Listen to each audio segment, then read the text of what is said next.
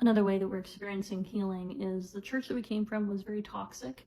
And one of the ways that it was toxic was that those who were in leadership, those who were the workers, they were kind of expected to do everything. And that's something you do see quite often, especially in small groups, in small churches, but really in toxic or high control groups, is there's just a few people who are doing most of the work. And if you are one of those persons, if you are a lay minister or we used to call them laboring brothers or laboring sisters, full-time workers. If you're a full-time Christian minister in a lot of these groups, you are the person everybody expects is doing the work. And the problem with that is that quite often, especially the group we were a part of, it was free will offerings we were supported by, so we weren't even making a full-time salary. We took a significant pay cut to go into ministry, and because we didn't have an actual salary, we were simply supported by gifts. And there was this expectation that we were now available to do everything because we didn't have a job, but we weren't paid enough. We weren't given enough to support our family's needs on a regular basis, and we were expected to just be able to do everything. There was no concept of we might need rest time, or we might need to take time off for our mental health, or anything like that. None of that was, because you basically belonged to the church and to people. And so if there was anything to do with church, you were expected to find a way to make sure it was happening, unless it was something someone else really wanted to do. Because of course there are those who are narcissistic even in church spaces, and there were those who were that kind of a narcissistic leader are happy to do the things that gives them praise and accolades.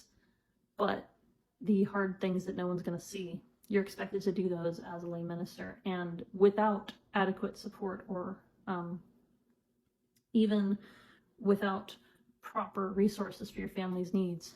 We have, since we started ministry in 2009, we have lived consistently below the poverty line, and yet we hesitated and rarely did we ever look for or accept any government help. And that was directly because people would judge us for needing government help. They would judge us for seeking to get involved with WIC or with SNAP or with any of these government programs to support our family, because that would be seen as a lack of faith, instead of people recognizing that we weren't making enough to cover our own needs. And it's just this toxic wheel of blame. It's always your fault, even when anything that's not happening well is your fault automatically, instead of recognizing that life is complicated and complex, and rarely is anything that happens a single person's fault. But it was easy for people to blame our circumstances on something we were doing wrong, instead of recognizing that we simply weren't being supplied with enough to cover the needs of our family. And yet we were still expected to work more than 60 hours a week, to do anything that needed doing, to be available at all times. It's just a very draining environment. And now we're at a different kind of church, and I don't hesitate to ask for help if I need it, and no one makes me feel bad for needing help. There's even an expectation that everyone's going to need help sometimes, and that if we're not making enough, it's not necessarily our fault.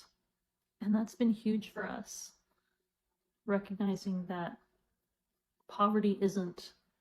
many times, poverty isn't the fault of the person who's poor. It's very easy for there to have been circumstances that occurred that drove them into that state. And that's something new that we've experienced at the church we're a part of now. And it's been so healing for us to realize that at the church we're at now, there's no expectation that a family with young children would be able to do everything. There's an expectation that you're supposed to be taking care of your family. That should be the priority first.